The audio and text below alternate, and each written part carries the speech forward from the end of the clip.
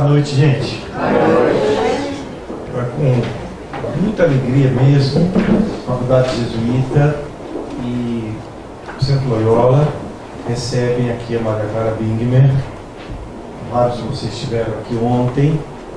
Maria Clara tem um longo currículo acadêmico, pastoral, humano, e eu quero destacar que, primeiro, é uma teóloga leiga, e isso é extraordinário nesse país. Praticamente foi a primeira pessoa que se destacou no Brasil como teóloga leiga.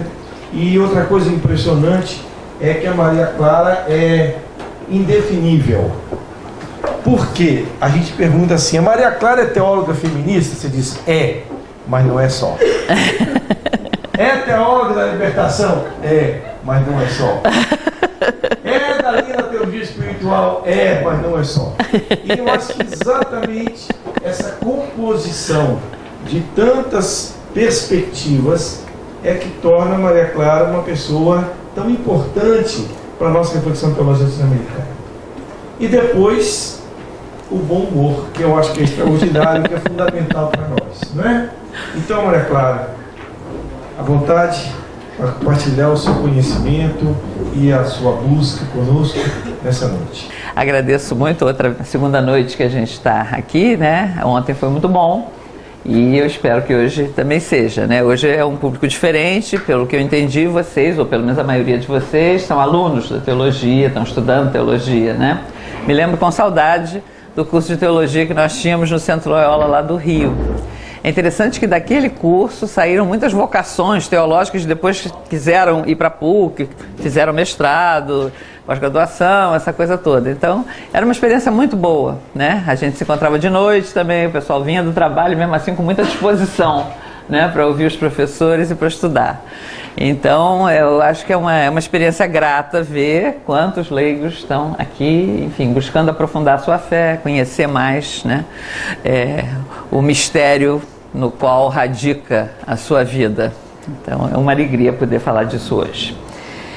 Muito bem, como eu falei para a Lucimara, quando ela propôs inclusive o tema Teologia e Mística, eu estou me baseando nesse livro que está aí fora, O Mistério e o Mundo, sobretudo nos capítulos 4 e 5. Né?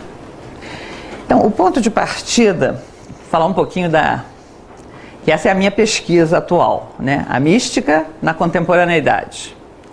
Eu estou entendendo contemporaneidade, embora os pensadores se dividam e não concordem todos nesse ponto, eu incluo o século XX na contemporaneidade. Né? O que não seria tão correto em termos históricos, né? Mas eu acho que para o efeito do que eu estou pesquisando né? O século XX é o século chamado século sem Deus, é o século onde a secularidade, né, chega ao seu apogeu, onde já estamos vivendo os tempos pós-nietzschianos de decreto da morte de Deus, e esse interesse surgiu em mim justamente lendo uma francesa que é filósofa e mística ao mesmo tempo, e que é um pouco, eu considero, o protótipo dessa figura, né? É uma mística dentro da secularidade, não deixa de estar profundamente inserida e afinada com essa secularidade, mas ninguém pode negar que é uma mística, que é Simone Weil, né? Muitos relutam em classificá-la como uma mística cristã. Eu não tenho o menor reparo, porque ela mesmo diz que ela o é, né? Não diz que é uma mística, mas diz que é cristã. Então, eu comecei a perceber que a mística hoje, né, século XX e o nosso tempo também, não obedece aos parâmetros da maior parte do tempo desses 2000 anos de cristianismo, né? Onde que encontrávamos os místicos antes? Nos claustros, nas ordens religiosas, sobretudo contemplativas, né? Hoje não.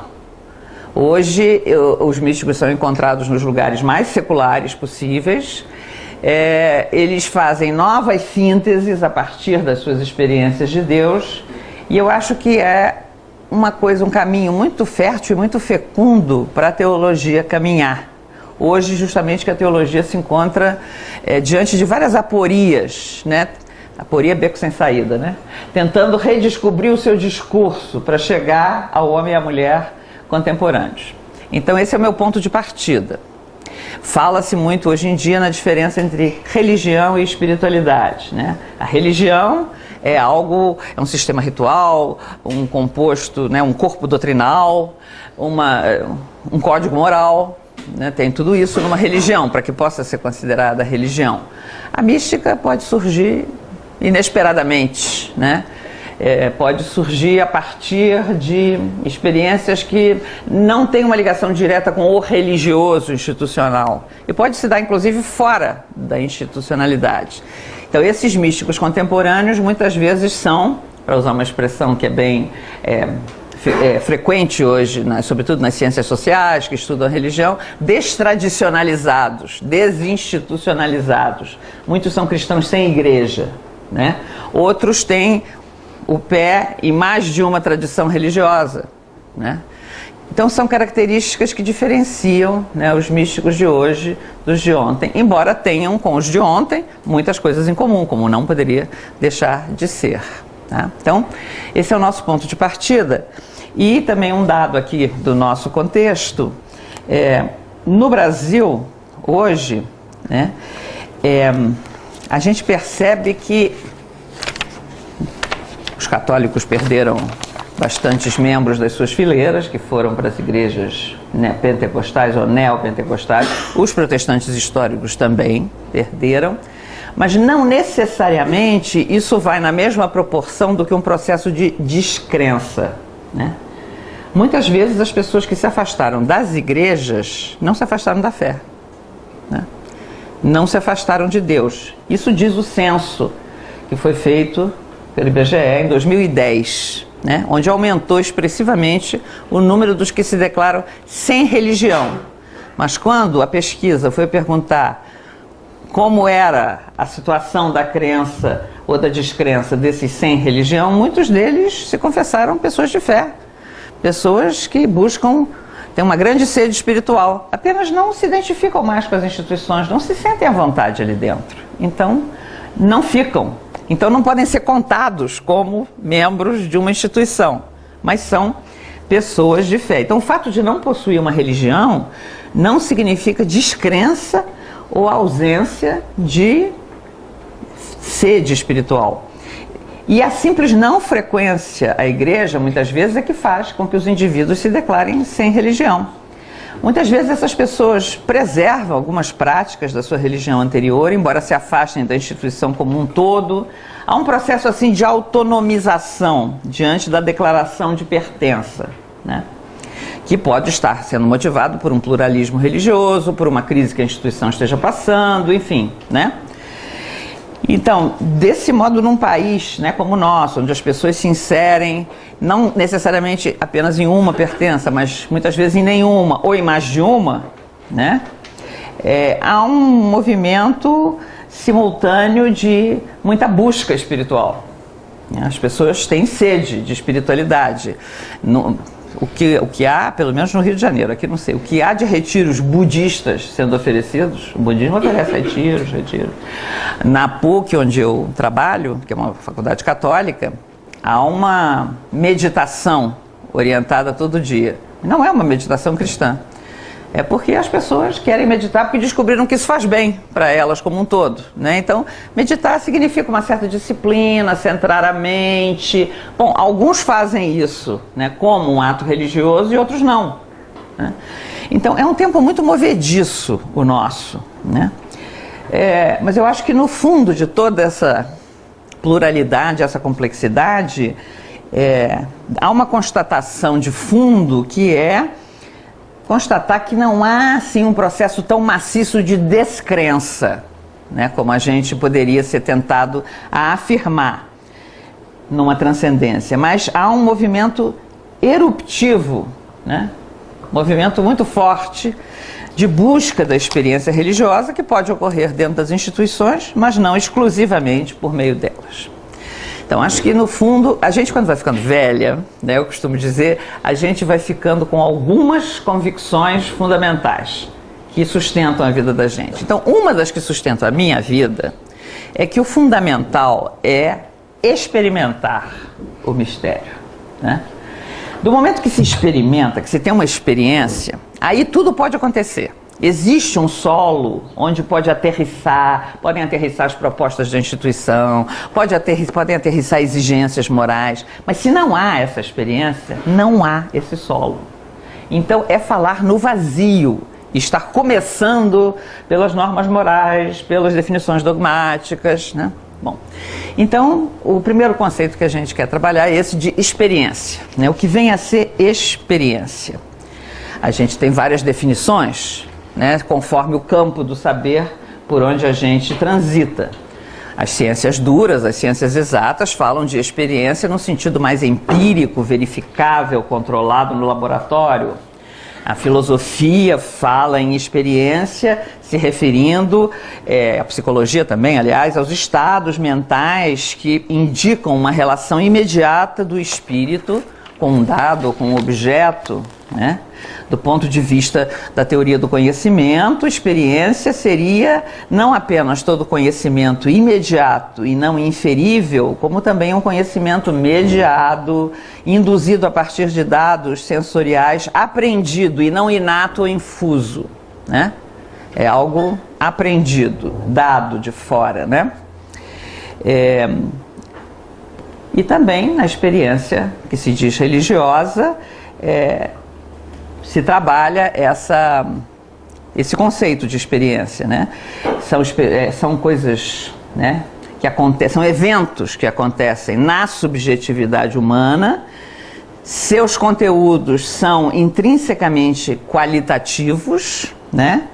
E são intransferíveis, são pessoais e intransferíveis, né? O que eu experimento eu posso até narrar, partilhar, mas o outro fará uma experiência diferente, original, não é igual à minha, né? Eu posso transmitir e até acompanhar o outro na sua experiência, mas não posso transferir para ele a experiência, ou para ela a experiência que eu fiz, né? Em todo caso, quer dizer, o sujeito pode até, se a experiência foi forte, ele pode até esquecer, não ter claro o conteúdo, as circunstâncias, ter dificuldade em narrar fielmente, mas ele sempre atestará que aquela experiência aconteceu, que ele está seguro daquilo, ele ou ela, está seguro daquilo muito firmemente e a vida dele vai ser dividida entre o que veio antes e o que vem depois daquela experiência. Não sei se vocês viram um filme, não foi há tanto tempo atrás, né? Agora eu não estou lembrado do nome, era com a Jodie Foster, e um filme de ficção científica. O pai dela era um grande pesquisador dos contatos. Contato, exatamente, Contato. É interessante o filme, né? Ela é agnóstica até, e o pai também. Depois o pai morre, ela tinha uma ligação imensa com o pai, e ela tem um namorado que também está nessa busca, apesar de que ele é crente e ela não, né? Bom, então ela, para encurtar a história, ela vai no primeiro foguete que iria para um planeta que fez contato e que eles captaram o contato, enfim. Ela senta na cadeira e depois ela acorda, né? E dizem para ela, bom, você desmaiou e o foguete não saiu. E, no entanto, ela teve uma experiência assim. Ela foi para um lugar, uma praia linda, que era a praia onde ela ia nas férias na infância. Ela encontrou o pai vindo em direção a ela. Ela sai transformada dali. E os que controlavam lá o foguete dizem, você não está entendendo, você não saiu do chão, né? A tela só dá chuvisco, não aconteceu nada, você não viajou. Mas ela diz, mas eu tive uma experiência, né?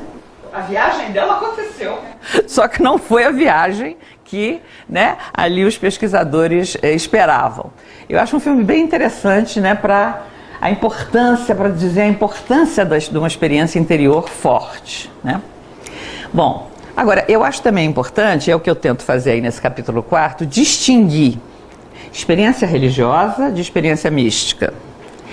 Experiência religiosa, experiência mística cristã, né? Que tem um específico, um diferencial.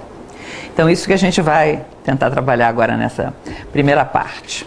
Talvez o grande teórico, o maior de todos, né, da experiência religiosa, seja o alemão Rudolf Otto, né, que escreveu um livro que virou um clássico, chamado O Sagrado. né? Onde ele diz que a experiência religiosa é, em primeiro lugar, ela é irredutível a um conceito, a uma ideia, a uma noção abstrata, a um preceito moral.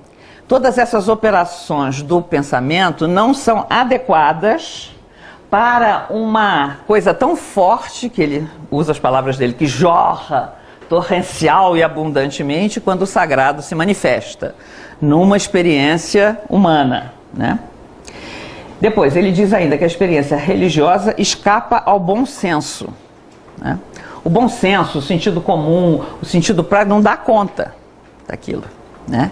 Porque justamente você experimenta e sente que o que você experimenta você não controla, você não manipula, você não domina, te é imposto, não imposto no sentido opressivo, mas é mais forte que você não pode não experimentar aquilo naquele momento, né?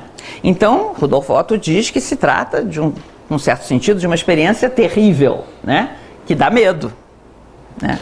Muitas pessoas balançam, seu psiquismo balança diante da força, né, de uma experiência religiosa assim profunda, né?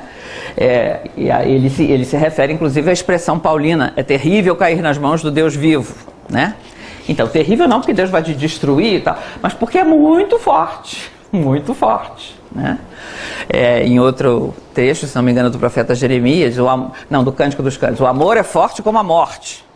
Você tem a impressão que, né, a pessoa tem a impressão que ela vai morrer e não tem como evitar aquilo, né? Essa é a experiência, segundo Otto, da onipotência divina, né? O encontro com aquilo com aquele que é totalmente outro, né? Que não faz número, não tem semelhança com nada, nenhuma das outras experiências que eu tenho na vida, né? Eu tenho outras experiências, assim, de amizade, de proximidade com pessoas, mas aquilo é diferente, né?